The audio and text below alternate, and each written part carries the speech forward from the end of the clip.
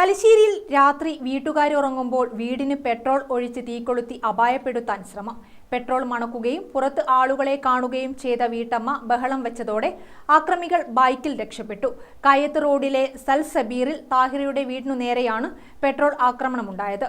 ലഭിച്ച CCTV ദൃശ്യങ്ങൾ കേന്ദ്രീകരിച്ച് പോലീസ് അന്വേഷണം ഊർജിതമാക്കിയിട്ടുണ്ട്.